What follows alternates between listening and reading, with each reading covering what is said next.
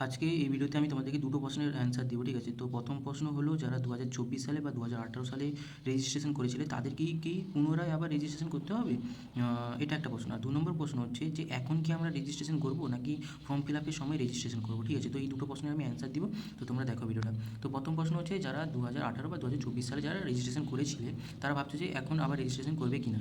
তো আমি তোমাদেরকে বলে দিই, তোমাদের কাছে যদি সেই ফোন নাম্বার আর সেই অ্যাকাউন্ট বা সেই রেজিস্ট্রেশন নাম্বারটা থাকে তাহলে তোমরা আর তোমাদেরকে রেজিস্ট্রেশন করতে হবে না। কিন্তু তোমরা তোমাদের প্রোফাইলে লগ ইন করে ক্যান্ডিডেট লগ ইনটা করে তোমরা ক্যান্ডিডেট লগ ইন করার পরে তোমরা তোমাদের প্রোফাইলটা এডিট করে নেবে। ধরো আজ থেকে 2 বছর আগে আমি ধরলাম 2024 সালে, ঠিক আছে?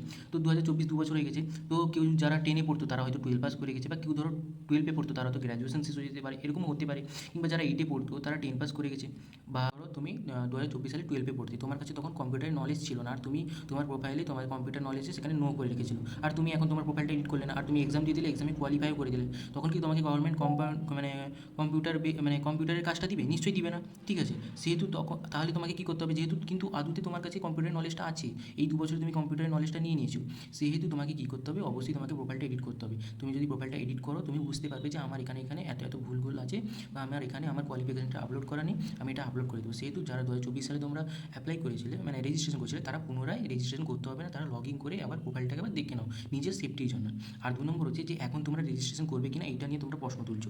দেখো, এখন যদি এত সার্ভার প্রবলেম হতে পারে, তখন তাহলে যখন তোমাদের ফর্ম ফিল আপ করতে হবে তখন কত সার্ভার প্রবলেম হতে পারে তোমরা তো এটা বুঝতেই পারছো। এবার তোমরা কি তোমাদের সেফ জোনে থাকতে চাও কি না সেটা তোমাদের ব্যক্তিগত ব্যাপার।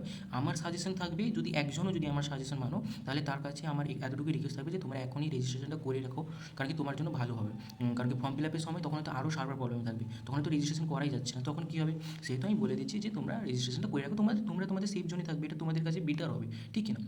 তো এতটুকু হলো ভিডিওটা যদি ভালো লেগে থাকে অবশ্যই লাইক করো, সাবস্ক্রাইব করো, আর এরকম ছোটো ছোটো আপডেট পেতে পাশে থাকো। আর তোমরা হোয়াটসঅ্যাপ গ্রুপে জয়েন হয়ে যেতে পারো।